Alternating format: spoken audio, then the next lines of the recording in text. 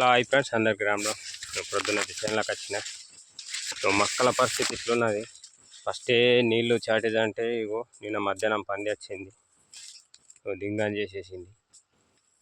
దగ్గర చాలా దింగాన్ చేసింది. ఇట్లా పట్టుకొని అంతే, ఎంత ఘోరంగా దింగాన్ చేసింది అంటే మధ్యాహ్నం ఇండియా వెళ్ళగొడతామంటే అది ఎక్కడి నుంచి వెళ్ళిపోయింది.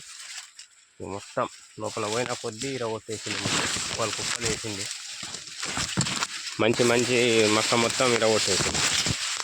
ఇగో ఈ పరిస్థితి ఎంత ఇరగొట్టింది. ఇంకా లోపల బాగున్నది, ఇటున్నది. చాలా పెద్ద అడుగులు ఉన్నాయి, మస్తు పెద్ద పంది ఉండే. సోలార్ ఉండగా కూడా చూస్తుంది. ఎంత ఇరగొట్టేసింది అది. ఇటు మొత్తానికి దారి ఉన్నది. దాన్ని కాళ్ళు కనబడుతుండవచ్చు, దాని అడుగులు లొందలు. ఆల్రెడీ ప్రకృతి సహకరించలేదు,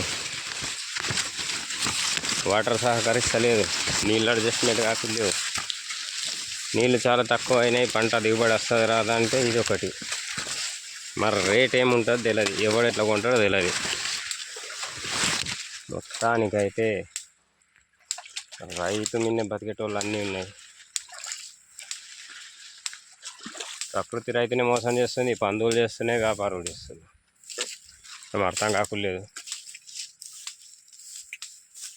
మొత్తం మాలేస దింగాని చేసింది. లోపల చూడటానికి వచ్చినది. అది ఇక్కడి నుంచే దాటింది అనుకుంటే.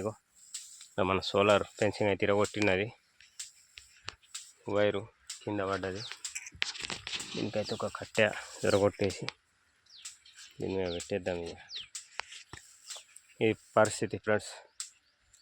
సోలార్ వైర్ ఆడికిడికి ఉన్నది, ఇలా గడ్డి ఉన్నది. మరాటు కొత్తగా చుట్టేసిన.